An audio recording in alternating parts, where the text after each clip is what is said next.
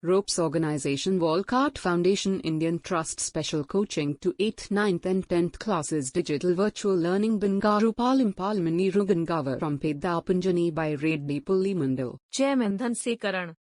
Director Drive Sri Lata. Hi, hello, welcome to Ropes Organization. This is Durga Prasad Reddy teaching biology. So previous video already we are discussing about osmosis and diffusion. So 9th class biology. So next second osmosis type isolation solution. So isotonic solution or isolation solutions. So isotonic solution. So what is mean by isotonic solution? So if the medium has exactly the same water concentration as the cell. So general ga entante cell lopala manaki different fluids untai. For example, water. So next cytoplasm. So ఇవి మనకి జనరల్గా cell లోపల ఉన్నటువంటి పదార్థాలు. So ఏవేవి ఉంటాయంటే water ఉంటుంది, నీరు మరియు జీవ పదార్థాలు కణం లోపల ఉంటాయి. సో వీటిలో ఈ పదార్థాలు ఇక్కడ అదే అంటున్నాడు, if the medium has exactly the same water, అంటే ఆల్రెడీ వాటర్ కాకుండా రిమైనింగ్ ఏదైతే సైటోప్లాజం ఉందో so as it is the same water లాగా సేమ్ కాన్సన్ట్రేషన్ లో ఉంటే, so same concentration means which is like so the thickness of water. So water ఎంతైతే thickness ఉందో అలాగే లిక్విడ్ కూడా అదే సేమ్ కాన్సన్ట్రేషన్ లో ఉంటే సెల్ లోపల there will be no net movement of water across the cell membrane. So ఇక్కడ ఎటువంటి సో నెట్ మూవ్మెంట్ లైక్ ఇప్పుడు ఫర్ ఎగ్జాంపుల్ మిడిల్ లో ఉన్నటువంటి సెల్ మెంబ్రెయిన్ ఏదైతే ఉందో సో ఇక్కడ ఉన్నటువంటి ఈ సెమీ పర్మబుల్ మెంబ్రెయిన్ ద్వారా వాటర్ అనేది సో ఏ విధంగా అయితే మూవ్మెంట్ ఉంటుందో సేమ్ అలాగే అక్కడ ఉన్నటువంటి సొల్యూషన్స్ కూడా సేమ్ మూవ్మెంట్ లో ఈజీగా వెళ్ళిపోతాయి. So such a solution is known as isotonic solution. So అలాంటి సొల్యూషన్స్ ఏమని పిలుస్తామంటే isotonic solution. So which is the water and cytoplasm. So both are the same concentration of water. So రెండు కూడా ఒకే concentration లో ఉండాలి. సో ఒకే concentration లో ఉంటే water తో పాటు కూడా సెమీ పర్మబుల్ మెంబ్రెయిన్ ద్వారా సో బయటకు వెళ్ళిపోతాయి. At the same time so out side to inside, inside to out side. So okay equation లో సో టూ డైరెక్షన్స్ లో మనకి వాటర్ మూవ్మెంట్ అనేది జరుగుతుంది. సో ఈ విధంగా మనకి ఏంటంటే సో వాటర్ మూవ్మెంట్ అనేది దాంతో పాటు cytoplasm liquid are other liquids ఏదైనా ఉన్నప్పుడు కూడా సో సేమ్ అలాగే సో మూవ్మెంట్ అనేది ఉంటుంది.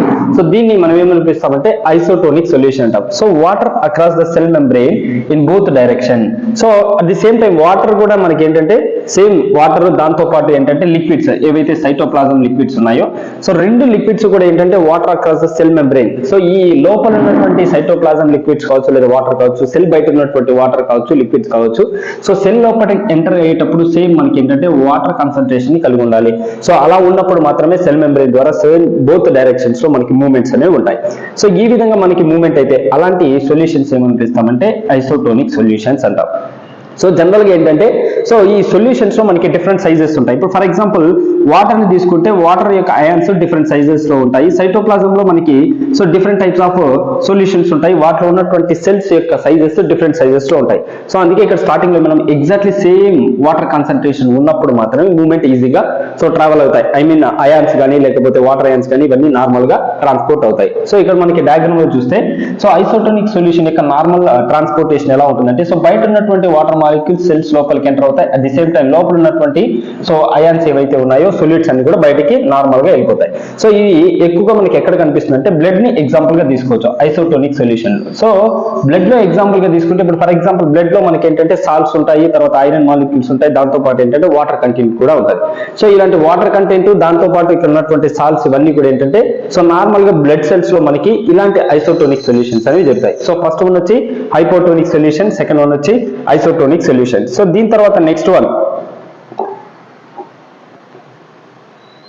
సో నెక్స్ట్ వచ్చి hypertonic solution. So hypertonic solutions వచ్చేసరికి సో హైపర్టోనిక్ సొల్యూషన్ లో మనకి ఏంటంటే సో సేమ్ మనకు ఆస్మోసిస్ ప్రాసెస్ ద్వారానే సో 3 టైప్స్ ఆఫ్ సొల్యూషన్స్ గురించి మనం డిస్కస్ చేసుకున్నాం. సో దాంట్లో సో ఏదేదంటే ఫస్ట్ వన్ వచ్చి మనం హైపోటోనిక్ సొల్యూషన్స్ గురించి డిస్కస్ చేసుకున్నాం. దాని తర్వాత నెక్స్ట్ వన్ వచ్చి సో ఐసోటోనిక్ సొల్యూషన్స్, దాని తర్వాత థర్డ్ వన్ వచ్చి హైపర్టోనిక్ సొల్యూషన్. సో ఈ హైపర్టోనిక్ సొల్యూషన్ లో మనం తీసుకుంటే సో దీంట్లో కూడా ఏంటంటే మనకి సేమ్ వాటర్ మూవ్మెంట్ ఏ విధంగా అయితే ఉంటుందో సో దాని గురించి మాత్రమే ఇక్కడ మనం డిస్కస్ చేసుకోబోతున్నాం. So if the medium has a lower concentration. So hypertonic solutions లో మనకి ఏంటంటే పైన కంపేర్ చేస్తే డిఫరెంట్ కాన్సన్ట్రేషన్స్ గురించి డిస్కస్ చేసుకున్నాం. ఇక్కడ medium has a lower concentration చాలా లోగా ఉండాలి, lower concentration of water. So then the cells తో కంపేర్ చేస్తే కాన్సన్ట్రేషన్ చాలా లోగా ఉండాలి. సో ఐసోటోనిక్ సొల్యూషన్స్ లో అయితే ఏంటంటే సేమ్, సో వాటర్ యొక్క కాన్సన్ట్రేషన్ ఏ విధంగా అయితే ఉంటుందో రెండు కూడా, సో లిక్విడ్స్ మరియు వాటర్ కాన్సన్ట్రేషన్ రెండు కూడా సేమ్ గా ఉండాలి. సో దీంట్లో ఏంటంటే lower concentration of water then the cell. So meaning that is a very concentrated solution. So దీంట్లో ఉన్నటువంటి కాన్సన్ట్రేటెడ్ సొల్యూషన్స్ అన్ని కూడా, so the cell will be loss of water by osmosis. ఎప్పుడైతే రెండు ఈక్వల్ గా ఉంటాయో అప్పుడు సో సెల్ లోపల ఉన్నటువంటి వాటర్ మాలిక్యూల్ మొత్తం కూడా బయటికి వెళ్ళిపోతుంది. సో కాన్సన్ట్రేషన్ లో ఉన్నప్పుడు ఆటోమేటిక్ గా, సో మనం ఆస్మాసిస్ లో చెప్పుకున్నటువంటి principle high concentration to low concentration. So concentration base చేసుకొని లోపల ఉన్నటువంటి వాటర్ మొత్తం కూడా బయటికి వెళ్ళిపోతుంది. సో ఇలా జరిగితే ఆ సొల్యూషన్ ని మనం ఇక్కడ ఏమంటున్నాం అంటే hypertonic solutions. So hypertonic solution లో మనం ఒకటే గుర్తుపెట్టుకోవాలి, సో లోయర్ కాన్సన్ట్రేషన్స్ ఉంటాయి. ఐసోటోనిక్ సొల్యూషన్ లో వచ్చేసరికి 2 ఈక్వల్ కాన్సన్ట్రేషన్ ఉంటాయి.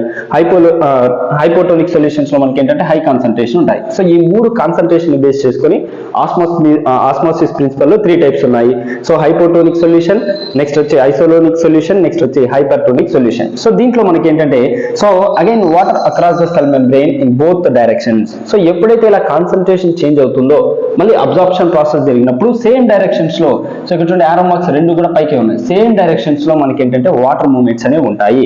But this the time more water leaves the cell, then enters the therefore the cell will be shrink. So ఎప్పుడైతే water మొత్తం లాస్ అయిపోతుందో ఆటోమేటిక్ గా సెల్ యొక్క సైజ్ అనేది డిక్రీజ్ అయిపోతుంది. బికాజ్ ఎందుకంటే సో లోపల వాటర్ ఉన్నప్పుడు సెల్ యొక్క సైజ్ అనేది ఇంక్రీజ్ అవుతుంది. సో వాటర్ బయటికి వెళ్ళిపోతే ఆటోమేటిక్ సెల్ యొక్క సైజ్ అనేది డిక్రీజ్ అయిపోతుంది. సో ఈ విధంగా మనకి ఏంటంటే హైపర్టోనిక్ సొల్యూషన్స్ లో జనరల్ గా మనకి బ్లడ్ సెల్స్ లో కావచ్చు, లేకపోతే మన బాడీలో ఉన్నటువంటి సెల్స్ కావచ్చు, లేకపోతే ఎస్పెషల్లీ ప్లాంట్స్ లో తీసుకుంటే రూట్ లో ఉన్నటువంటి టిష్యూస్ కానీ సెల్స్ కానీ, సో వాటర్ అబ్జార్ప్షన్ జరిగినప్పుడు కానీ, సో ఈ వాటర్ అబ్జార్ప్షన్ జరిగినప్పుడు ఏంటంటే రూట్స్ లో సాయిల్ లో ఉన్నటువంటి వాటర్ అబ్జార్బ్ చేసుకొని ఆటోమేటిక్ సెల్స్ అనేవి స్వాలన్ స్టేజ్ కి వస్తాయి.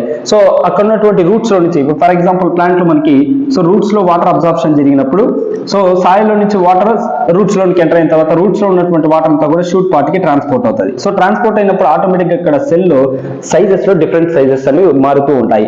సో ఈ విధంగా రీజన్ ఏంటి అంటే, సో దానికి ఆస్మోసిస్ ప్రిన్సిపల్ బేస్ చేసుకొని సో వాటర్ ట్రాన్స్పోర్టేషన్ అనేది జరుగుతుంది. సో దీనికి అన్నిటికీ రీజన్ ఏంటంటే సెల్ యొక్క స్ట్రక్చర్. సో నెక్స్ట్ ఇక్కడ సెల్ లో చూస్తే cell wall. So cell wall చూస్తే మనకి ఏంటంటే cell wall is a very important material of in cell structure లో సెల్ వాల్ అనేది మోస్ట్ ఇంపార్టెంట్. బికాజ్ ఎందుకంటే సెల్ కావాల్సినటువంటి ప్రొటెక్షన్ ని సెల్ వాల్ ఇస్తుంది. సో సెల్ వాల్ స్ట్రక్చర్ లో మనం క్లియర్ గా అబ్జర్వ్ చేస్తే, సో వీటిలో ఏమేమి ఉంటాయంటే పెక్టిన్స్ అనేవి ఉంటాయి, దాంతో పాటు సెల్యులోజ్ మైక్రో ఫైబ్రిల్స్ అనేవి ఉంటాయి, దాంతో పాటు హెమీ సెల్యులోజ్ ఉంటుంది. సో వీటితో పాటు ఏంటంటే middle lamella. So cell layers లో మనకి 3 లేయర్స్ ఉంటాయి. సో టాప్ లేయర్ ని మనం సో మిడిల్ లామెల్లా అని పిలుస్తాము. సో మిడిల్ లో ఉన్నటువంటి దీన్ని ఏమని పిలుస్తామంటే ప్రైమర్ సెల్ వాల్ అని పిలుస్తాం.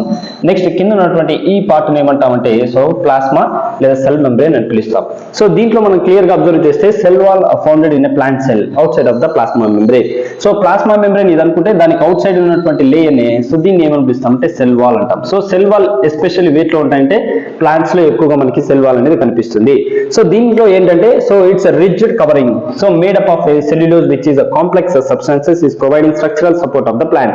సో ప్లాంట్ నుంచి మనకి ఏంటంటే కంప్లీట్ సపోర్ట్ అంటే, సో సెల్ మెంబ్రేన్ కావాల్సినటువంటి ప్రొటెక్షన్ అంతా కూడా దేని నుంచి వస్తుందంటే సెల్ వాల్ నుంచి వస్తుంది. సో ఇది దేంతో తయారై ఉంటుందంటే సెల్యులోజ్ అనేటటువంటి పదార్థంతో సెల్ వాల్ మేడప్ అయి ఉంటుంది. సో దీని యొక్క ఫంక్షన్స్ ఏంటి అంటే, so functions of cell wall in plants.